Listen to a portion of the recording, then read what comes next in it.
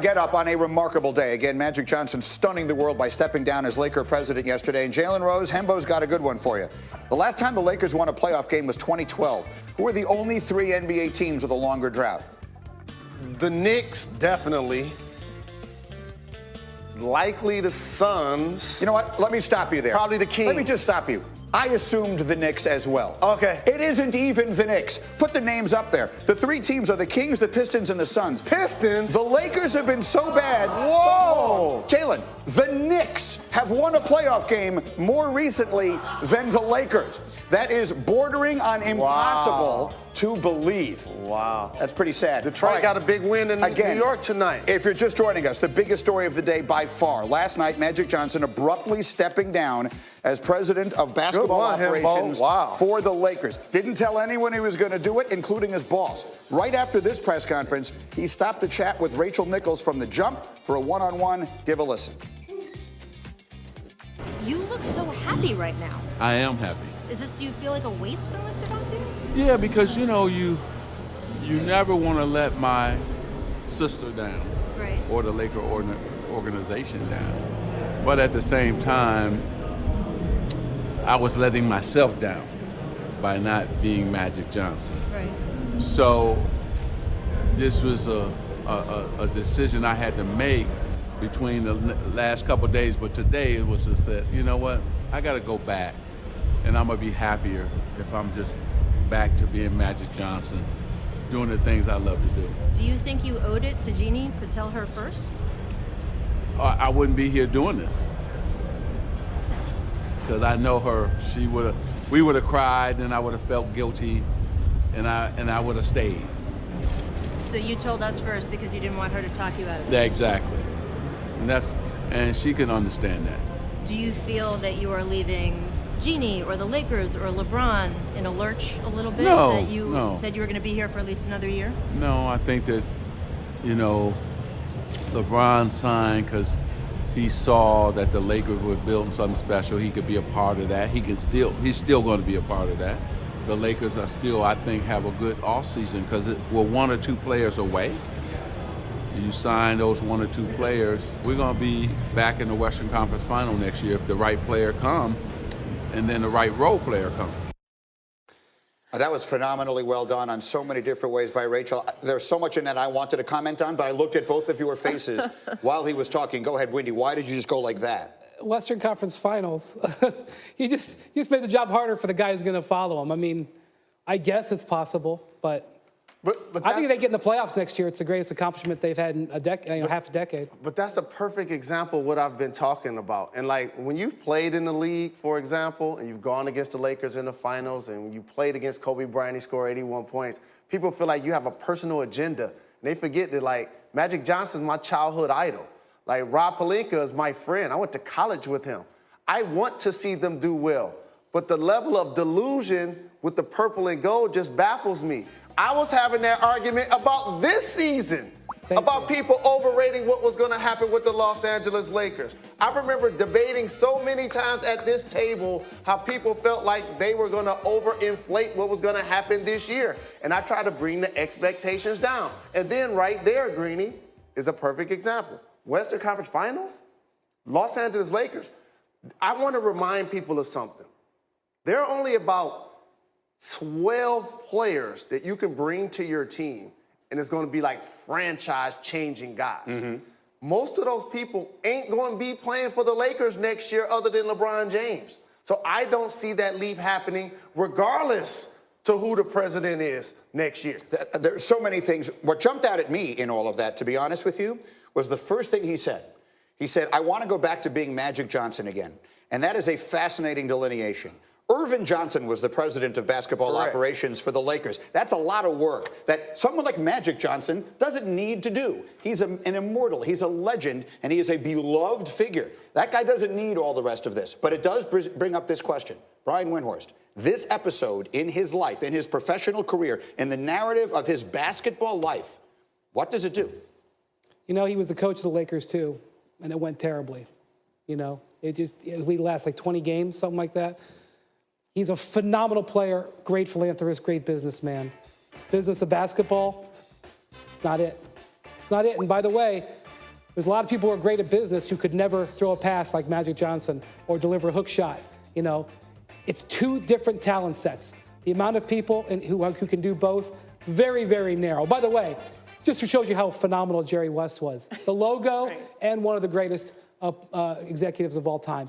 It's such a different set of muscles. So the legacy conversation for somebody who you idolize, what does this chapter look like in the overall legacy for Magic now to you? It's just going to be a footnote because he's accomplished so very much. And Greeny, you made the distinction that I've been trying to make forever.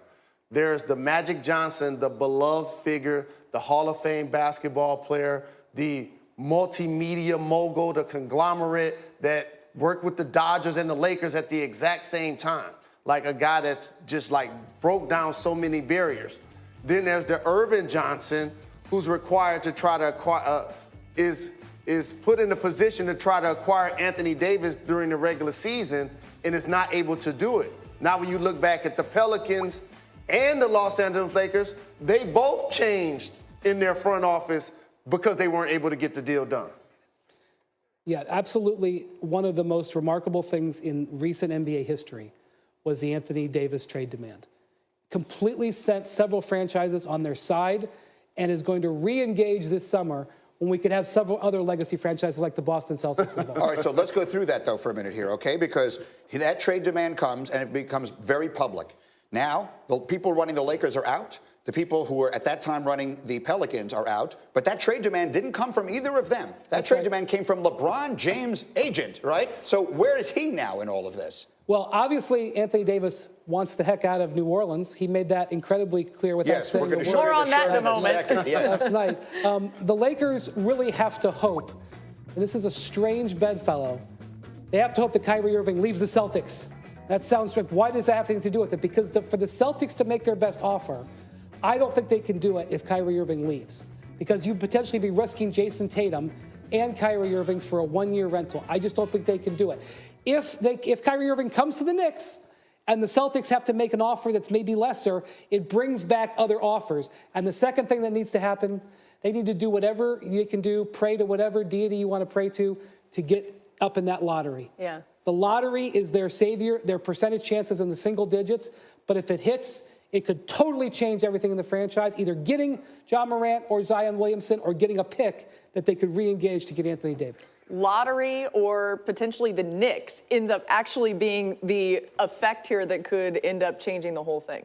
Absolutely. And they don't control their destiny right now. Yeah. Like usually when you're a storied franchise like the Los Angeles Lakers and you have 16 championships, all of the top free agents used to want to come play there.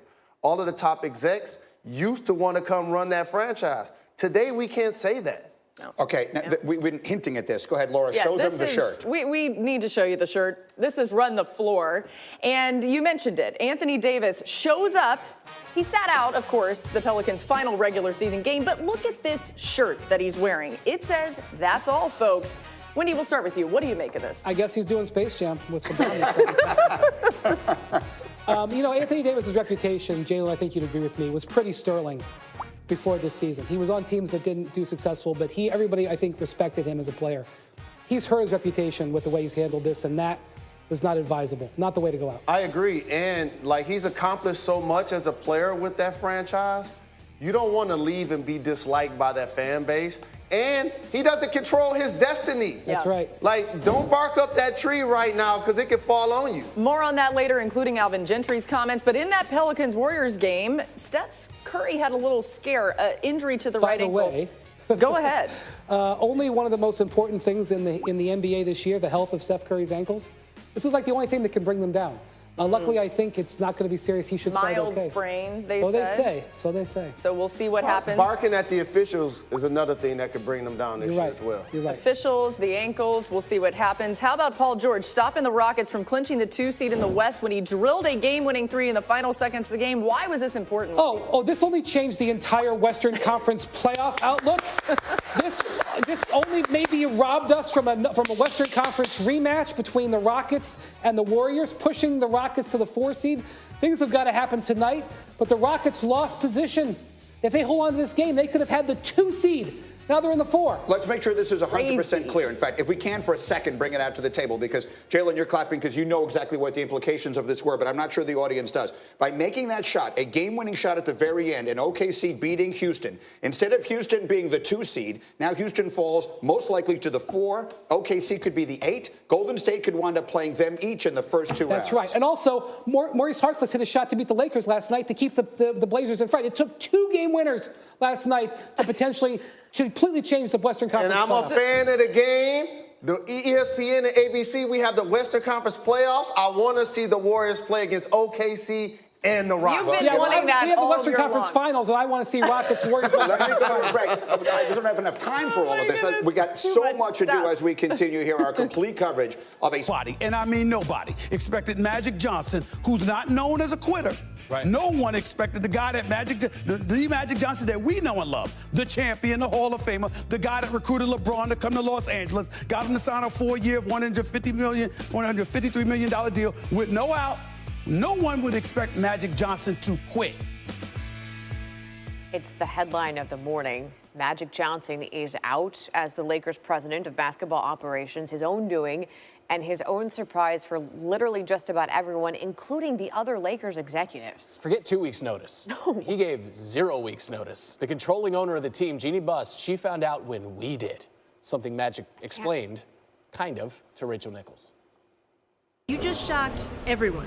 Did you see everyone's faces when you stood up there and then said that sentence and said, I am stepping down as president of basketball operations? Well, I'm happy, though, you know, and I'm happy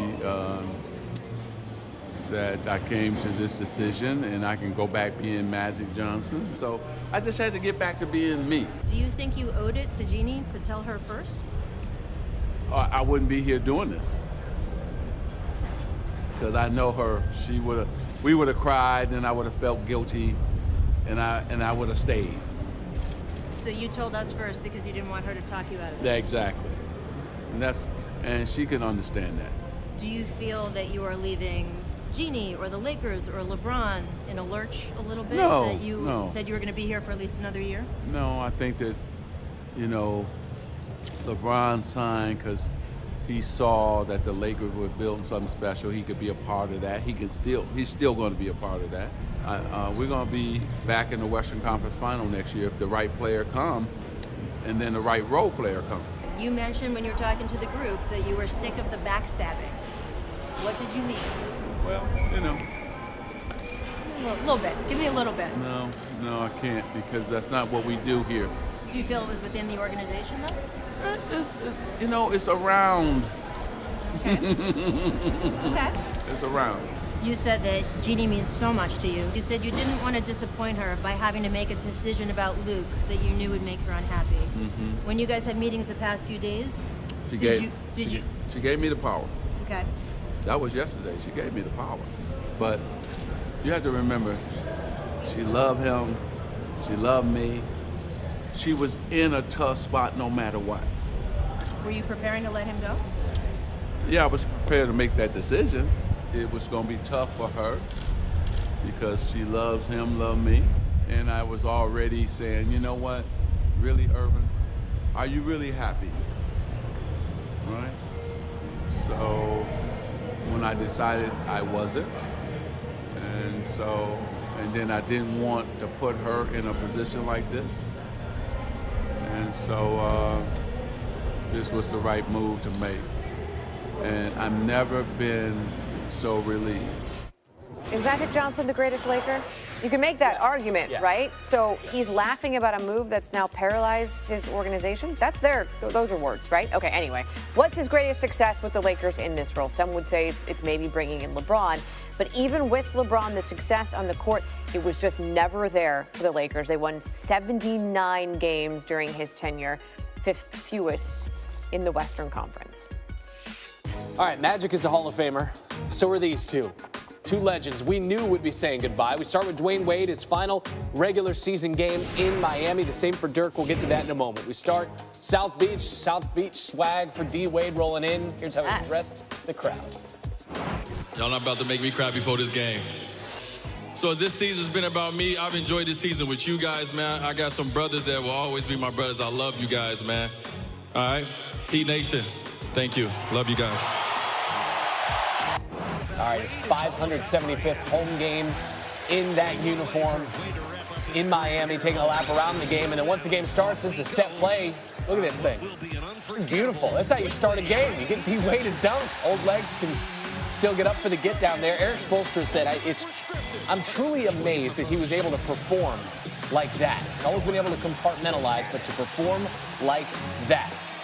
Couple up fakes, heat up 14. This is a Sixers team that's already locked into the 3 seed. So here goes D-Wade, baseline, lay that home, 14 points in the first half, 5 of 10 shooting. Spoelstra said it was just a beautiful night. The team found out in the third quarter they'd been eliminated from the playoffs because Detroit won. So then it was just about having fun. 15 seasons a teammate with Udonis Haslem. They're out there to start it. Wade's going to finish this thing. All right, let's get to 21 points. He's got 20 in 3 straight games, longest streak of the season. He made his first start of the season last night. So yeah, we're going to bank home some 3. You think he knows that rim? You think he knows that backboard a little bit? 24, make it 27. Step back, find the 3-point line. On net, no rim. His wife, Gabrielle Union, they work out together. You might have seen something about it. We're at 27. Do we have 30? We do. For the 215th time in his career, he gets to 30. And then jerseys for all of his teammates. And then you address the fans and you take 2 tries at a dismount. Watch. Maybe a few more box jumps in that commercial with Gabrielle Union. The vert might need work. The scoring does not. 30th all-time on the career scoring list. One of 3 active players to score 20,000 points with one franchise. LeBron and Dirk the others. Wade has also been a 2-way player, always. Most career blocks by a guard since the stat became official. Passed Michael Jordan for that honor back in March. And Wade has a scoring title, a Finals MVP, and an All-Star MVP on his resume. Only 8 other players in league history can say it, including LeBron, Jordan, Wilt Chamberlain. Suns and Mavs, and Dirk Nowitzki never officially shared his retirement plans because he didn't want the farewell tour. Well, he finally did, and this is his final home game in Dallas, greeted by hundreds of arena employees before the game, and then vintage Dirk. Check that one out, mid-range. Knocking down the 3. This is a guy who spent 21 seasons with the Mavs. He's joked several times this year about his relationship with Doncic. Look at that. Nowitzki had the first 10 points for the Mavs, and before the game, look, he still got it. He still got it. So then watch, in the game, Dwight Powell bounces one to Dirk. 2 hands, throwing it down.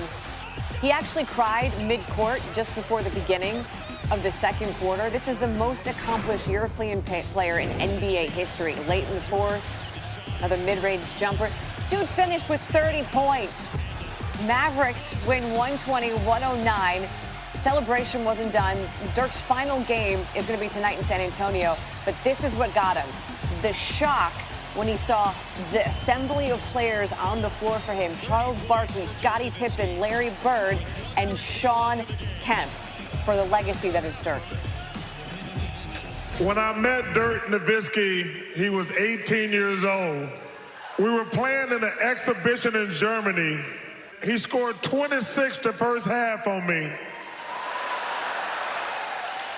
And I said, son, who the hell are you? To put things in real perspective, I was 15 when Dirk came in the league. Now I'm 62. I'll promise you, we will put the biggest, most badass statue ever.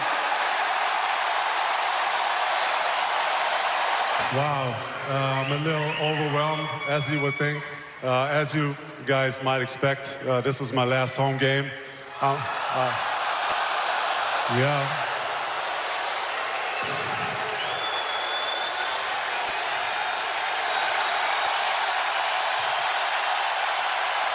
You know, I'll never be gone. I'll stay here. This is my new home. I left Germany over 20 years ago, and I became a Texan. So thank you guys for having me, and we'll see you soon.